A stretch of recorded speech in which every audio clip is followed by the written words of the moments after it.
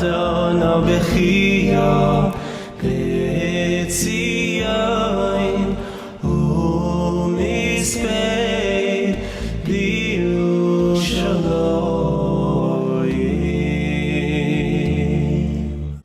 It's Sivan Rahav-Meir from Yerushalayim. Thank you for joining that event of World Mizrahi Movement, even in Tisha BeAv, finding the right content, the right words in this special day, especially this year. I want to say something about Sinat Chinam, and I want to say something about other reasons for the destruction of the temple. It's not just Sinat Chinam. We speak about it all the time. I think we speak about it too much.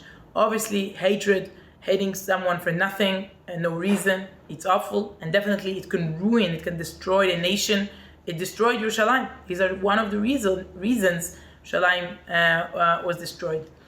But when you look at our holy sources and the commentators, they also tell us, watch, this is also a reason. Be careful. This is also something you should be aware of. And I want to share just a few, I'd say, other reasons for the destruction of Yerushalayim. I want to quote a few of these, I would say, sources. They all appear in Mensaje Shabbat. You can find them there. And our commentators, that's what they say. Chazal, that's what they say. Yerushalayim was destroyed because school children there were interrupted from studying Torah.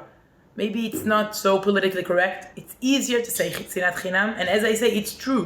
But there are other reasons. And kids didn't learn the basic fundamental elements of their heritage, of their tradition. They knew nothing about Judaism.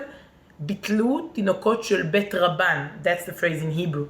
Do we give Jewish education the best knowledge we can?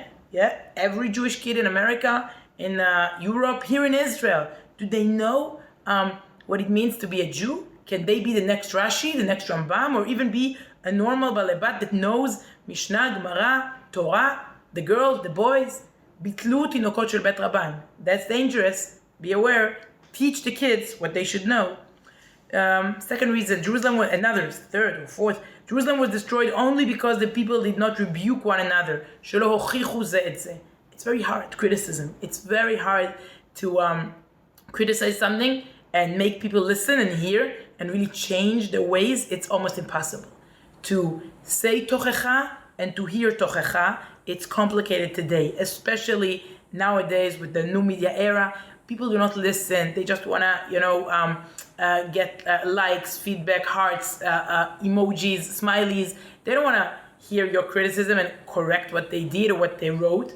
And it's hard. So once again, we should be a society that people would be able to say something and the other side would be able to hear and even change things. I mean, thank you for your criticism. Thank you for telling me that. It's hard.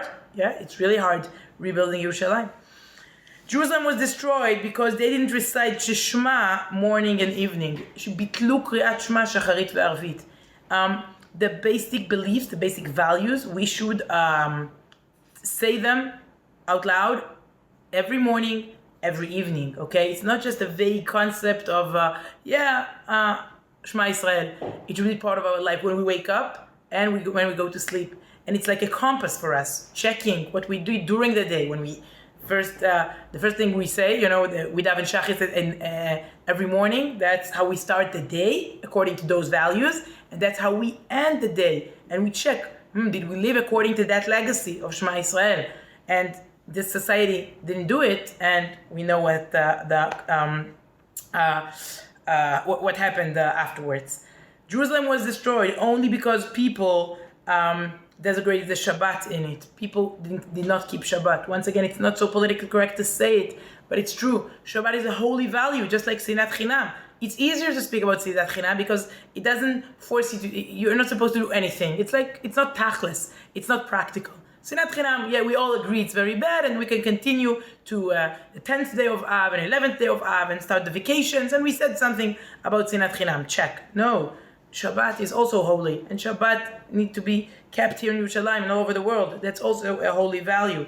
And Jerusalem was destroyed, and we have a long list of reasons. That would be a short message.